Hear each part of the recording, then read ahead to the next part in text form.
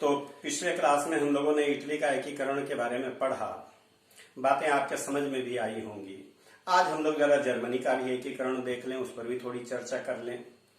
Germany actual में 1789 ईस्वी की फ्रांसीसी क्रांति से पहले मध्य यूरोप में एक विशाल साम्राज्य होता था जिसे पवित्र रोमन साम्राज्य कहते थे और जिसमें लगभग 360 छोटे बड़े राज्य होते थे, जैसे ऑस्ट्रिया, प्रशा, सैक्सनी, हैनोवर आदि।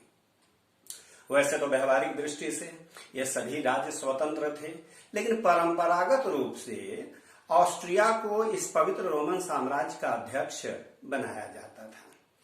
लेकिन जब 1789 ईस्वी की क्रांति हुई, जब यहाँ स्वतंत्रता, समानता और बंधुत्व के विचारों का आगमन हुआ, तो इसी के साथ ही राष्ट्रवाद का भी विकास होने लगा, जिस कारण जर्मनी के एकीकरण की प्रक्रिया शुरू हुई। और इस प्रक्रिया को शुरू करने वाला प्रशा था। प्रशा उत्तरी जर्मनी का एक बड़ा ही शक्तिशाली राज्य था। 1861 ईस्वी में विलियम प्रथम वहां का सम्राट बना और वह युद्ध के द्वारा जर्मनी का एकीकरण करना चाहता था।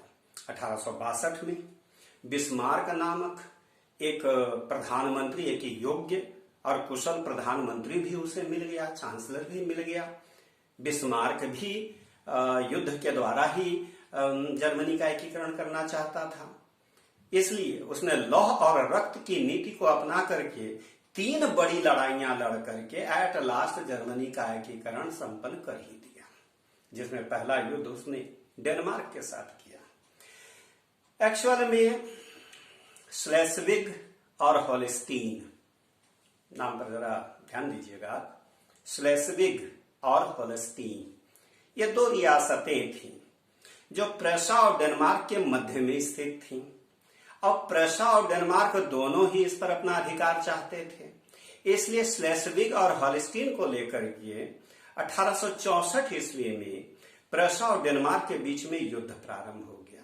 इस युद्ध में ऑस्ट्रिया ने प्रशा का साथ दिया, जिस कारण डेनमार्क की पराजय हो गई और वियना की संधि के अनुसार इन दोनों रियासतों पर प्रशा और ऑस्ट्रिया का अधिकार हो गया। तो यह पहली लड़ाई बिस्मार्क ने लड़ी जिसमें वह विजयी हुआ और डेनमार्क को पराजित किया।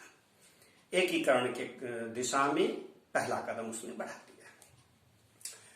अब दूसरा युद्ध उसको ऑस्ट्रिया के साथ ही करना पड़ गया, क्योंकि गेलेस्टाइन के समझौते के अनुसार स्लेस्विग पर प्रशा का अधिकार होना चाहिए था और होल्स्टीन पर ऑस्ट्रिया का।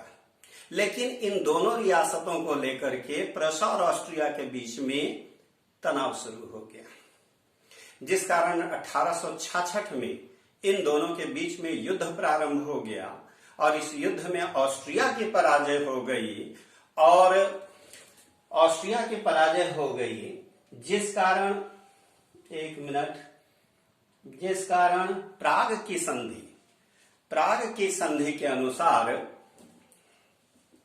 पुराने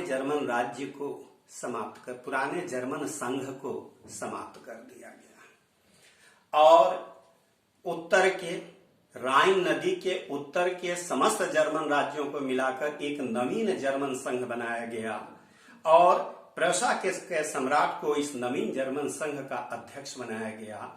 तो इस प्रकार से दूसरे युद्ध के द्वारा बिस्मार्क ने संपूर्ण उत्तरी जर्मनी का एकीकरण कर डाला। अब उसे दक्षिणी जर्मनी का भी उत्तरी जर्मनी के साथ एकीकरण करके एक विशाल जर्मन साम्राज्य का निर्माण करना था, जो तीसरे युद्ध के द्वारा ही होना था। अब ये तीसरा युद्ध उसे करना पड़ गया फ्रांस के साथ, क्योंकि दक्षिण के जो जर्मन राज्य थे वहां कैथोलिक धर्म के अनुयायी थे और फ्रांस उनका बहुत बड़ा समर्थक था। इसलिए जब तक फ्रांस को पराजित न किया जाता तब तक दक्षिण के राज्यों को उत्तरी राज्य में मिलाया जाना संभव नहीं था। यही वजह है कि 1870 में प्रशा और फ्रांस के बीच में युद्ध प्रारंभ हो गया और इस युद्ध में आप देखिए फ्रांस भी बुरी तरह से पराजित हो गया और इस प्रकार से 1871 में संपूर्ण जर्मनी का एकीकरण हो गया। प्रशा के सम्राट कैजर विलियम प्रथम को इस जर्मन राष्ट्र का सम्राट घोषित किया गया, तो इसके साथ ही जर्मनी का एकीकरण हो गया। वैसे तो बेटा ये पहला चैप्टर समाप्त हो गया है, कुछ छोटे छोटे टॉपिक्स और भी हैं जो हमारे नोट्स में आपको मिल जाएंगे, तो आप हम उस नोट्स को भी देख लेंगे। मेरा मोबाइल नंबर भी बेटा आप नोट कर लो, अगर कहीं कुछ समझने में दिक्कत हो पहले चैप्टर में तो आप हमसे डायरेक्ट बात कर सकते हो। आप मेरा नंबर, मोबाइल नंबर नोट करो बेटा, 9559688402।